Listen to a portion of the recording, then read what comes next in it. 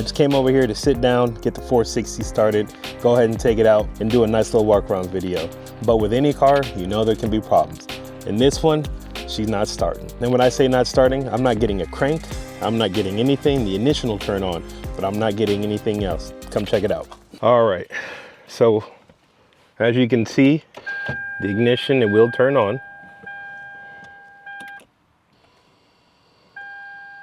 Everything starts up, lights up. But when I try to start it, that's all I get. One crank, that's all she gets.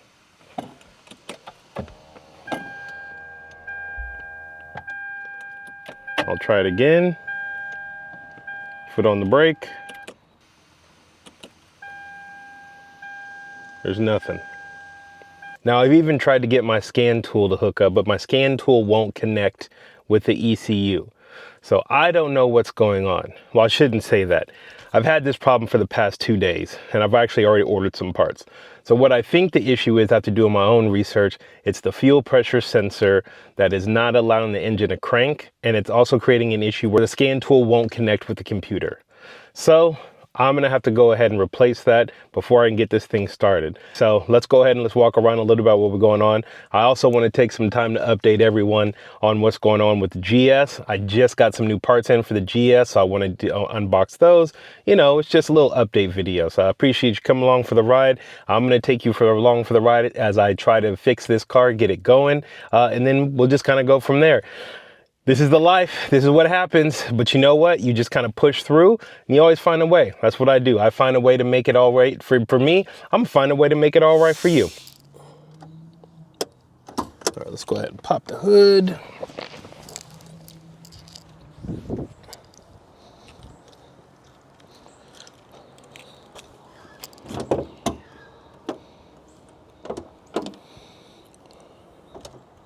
All right. So underneath the intake manifold, which is underneath the engine cover, that's where the fuel pressure sensor is. So that's what I do believe is the issue. So I've already got the fuel pressure sensor ordered.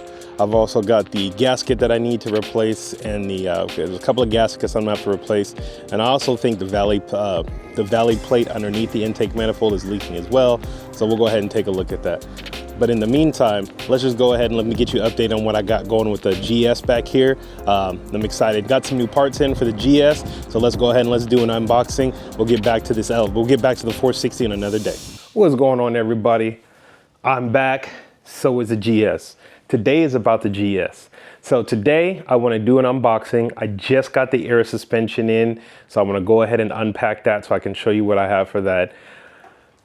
Unfortunately, this car's still not acting correctly. What does that mean? Unfortunately, this transmission is still slipping so much, I'm over here tripping. But that's all good. I'm gonna go ahead and I've decided to swap out the transmission, and I'm gonna do the R154 5-speed swap. So I'm gonna take you along for the journey as I start ordering the parts. I'm gonna figure out what swap kit I wanna use. I've already determined the R154 is gonna be the best one for me because it's an OEM level of transmission, and it's gonna be the simplest swap, and I think the most cost-effective swap. The CD009 is a good option. I've just heard bad feedback on the gear ratio in the 300s. And I also looked at the Trimix swap. That is unfortunately just not in the budget. That swap is about 10 grand, so that's just something I can't swing right now. So with the R154, I see them online. You can get them for around 3,000 or so. I've seen the transmission swap kits like the Heat Lightning Speed Shop. There are many options available for that, and I think that's just gonna be the best one for me. But without further ado, let's go ahead, let's do an unboxing. I like an unboxing, you like an unboxing. Let's do an unboxing together. All right, come on with me. Let me head on over to the CRV parts hauler and let's get this stuff pulled out.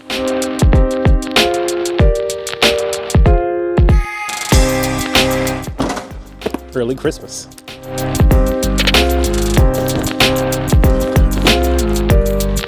All right, who else likes an unmarked brown paper box? I do.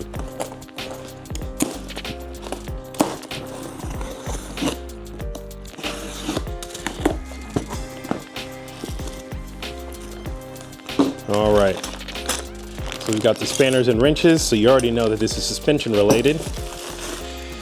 And here we are, the tried and true universal air suspension, struts. This is what I've decided to go with the GS's Universal Air Solution Series struts. As you can tell, you've got the, let's go ahead and get this opened up. These are going to be the rear struts. So, these could be the front. I don't know. Good. Find out together when I actually get it done. So, these are the Universal Air struts.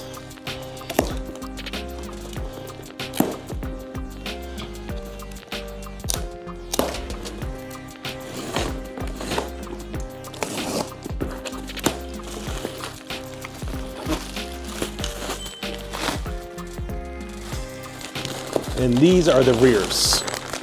That's what I was looking for, because the mounting on the GS is different. You mount the upper mounts, the bolts on top, and the bag is on the bottom. So let's go ahead and let's take a look at these bad boys. All right, these are the Universal Air Solution Series struts. I personally think Universal Air makes a great product. All of their bags are made in-house. They use their own proprietary strut design. It does have the dampening adjustability up on top, as you can see. It comes with all premium hardware. It does have the bearing plate up top. This is the rear. As you can tell, it's got the adjustability here. I love that they all come with this braided hose with the fittings all connected. So this is the suspension that we're gonna run on the 300. I'm excited to take you along the journey as I get the suspension installed on the 300.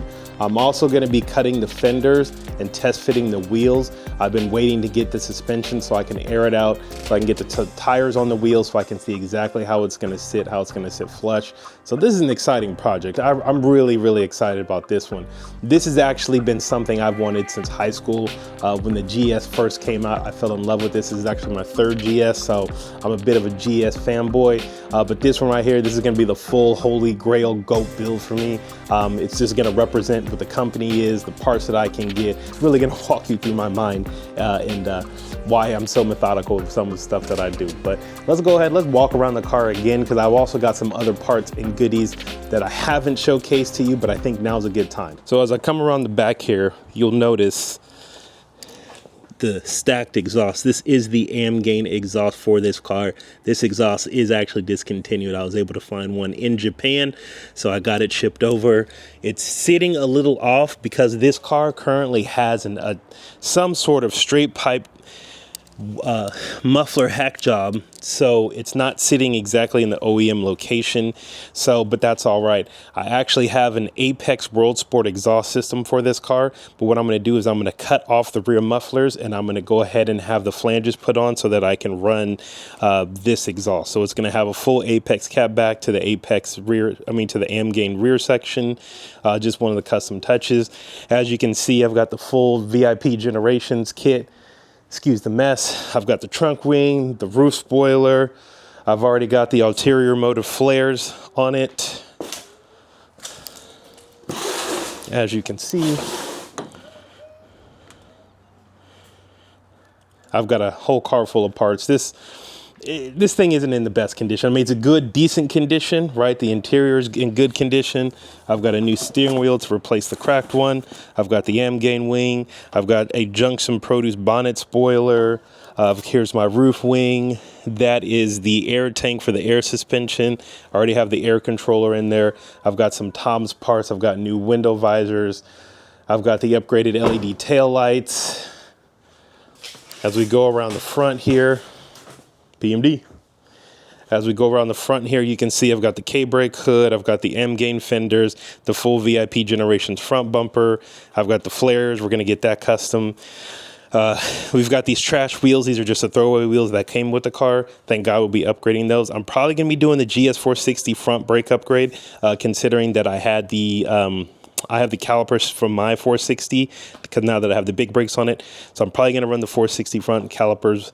So I'm going to be rebuilding those. So this is the next major build for this car.